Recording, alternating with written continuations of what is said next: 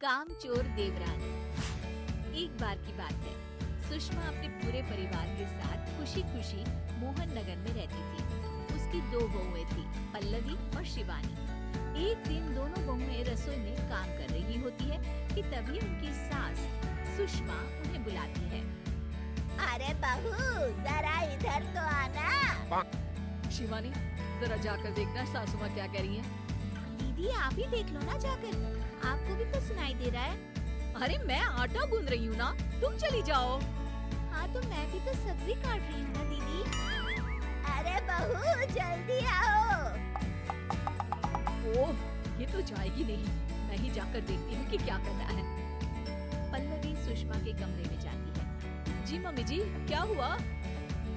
शाम को घर पर कुछ मेहमान आने वाले हैं, तो तुम अच्छा सा खाना बना लेना बहू। ठीक है मम्मी जी, आप बता दीजिए क्या क्या बनाना है और कितने लोग आ रहे हैं। सुनील की मौसी जी और उनका पूरा परिवार आ रहा है। कुल मिलाकर 3 लोग और हमें मिलाकर हुए 9 लोग। तो अभी से ही तैयारी करना शुरू कर दो। और हाँ, घर की सफाई भी कर देना, हाँ अच्छे से। जी मम्मी जी, सब काम हो जाएगा, आप चिंता मत कीजिए। पल्लवी शिवानी को घर में मेहमान आने वाले हैं इसके बारे में बताती है।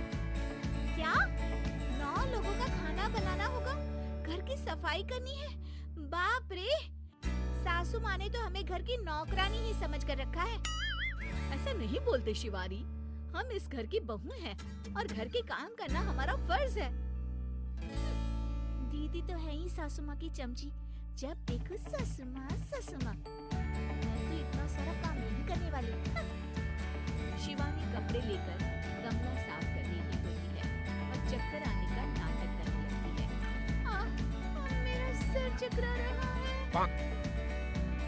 तभी वहाँ पल्लवी और सासू माँ जाती हैं। अरे बहू, क्या हो गया तुम्हें? मम्मी जी, बहुत तेज सर में दर्द हो रहा है। तुम एक काम करो शिवानी, आराम कर लो। नहीं नहीं दीदी, घर में मेहमान आने वाले हैं, मुझे आपकी मदद करनी चाहिए। अरे कोई बात नहीं शिवानी, तुम आराम कर लो, मैं सब काम कर लूंगी। ठीक है दीदी, अगर आप इतना कह रही हैं तो आराम कर लेती हूँ। शिवानी आराम से अपने कमरे में मैगजीन पढ़ रही होती है। इसे कहते हैं आराम की जिंदगी। इतना सारा काम। चलो सारा काम खत्म हो गया, शिवानी को देख आती हूँ। शिवानी अपने कमरे में ईयरफोन में गाने सुनते सुनते सो जाती है और उसके साइड में मैगजीन भी रखी होती है। पल्लवी वहाँ आ जाती है और वो सब देखती है। ओहो, तो मतलब सब काम चोरी का बहाना था। अभी बताती हूँ इसको। घर का सारा काम मुझे करना पड़ा और ये महारानी यहाँ मैगजीन पढ़ रही है, गाने सुन रही है।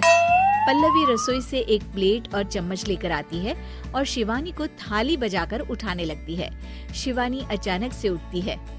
उठ गई महारानी, गाने भी सुन लिए, मैगजीन भी पढ़ ली। तुम तो बहुत बड़ी झूठी निकली शिवानी। तुमने सर दर्द का बहाना बनाया ताकि काम करने से बच सको। हाँ बनाया बहाना, तो क्या करती, इतने सारे काम करती। मुझे कोई शौक नहीं है चापलूसी का। क्या चापलूसी? तुम्हें लगता है कि मैं सारे काम चापलूसी के लिए कर रही हूँ? और नहीं तो क्या। तभी वहाँ सासू माँ आ जाती हैं। अरे बहू, वो लोग बस आने ही वाले हैं, तुम तैयारियां कर लो। जी सासू माँ, तुझे तो मैं बाद में देखती हूँ।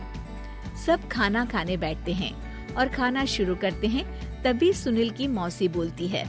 वाह भाई वाह, खाना तो बहुत ही अच्छा बना है सुषमा जी। एक एक चीज में क्या स्वाद है। ये सुनकर शिवानी मुंह बना लेती है। उसे अपनी जेठानी की इतनी तारीफ रास नहीं आती। आपकी बहुएं तो बहुत ही अच्छा खाना बनाती हैं। हाँ बनाती तो दोनों ही अच्छा है, पर आज ना ये सारा खाना बड़ी बहू ने बनाया है। छोटी बहू की तबीयत ठीक नहीं थी, सो इसलिए। मानना पड़ेगा सुषमा जी, आपकी बड़ी बहू तो बहुत ही गुणवान है। पल्लवी की तारीफ सुनकर शिवानी को जलन होती है। पल्लवी ये सुनकर खुश हो जाती है और शिवानी की तरफ देखकर उसे चिढ़ाती है। कुछ देर बाद मेहमानों के जाने का वक्त हो जाता है। मौसी जी सबके लिए उपहार लाई होती है। वो सबको शगुन के पैसे देती हैं और अंत में पल्लवी के पास आती है। तुम्हारे लिए शगुन का लिफाफा तो है ही, पर बहू तुम्हें एक और उपहार भी मिलेगा इतना अच्छा खाना बनाने के लिए। मौसी अपने सोने के कंगन निकालकर पल्लवी को पहना देती है। ये लो, ये मेरे मनपसंद कंगन है, अब से ये तुम्हारे हुए। धन्यवाद मौसी जी। ये देखकर शिवानी तो पूरी तरह से जल जाती है और गुस्से से रसोई में चली जाती है। तभी वहाँ पल्लवी आ जाती है और उसे अपने कंगन दिखाने लगती है। देवरानी जी, अब आपका सर दर्द ठीक तो है ना?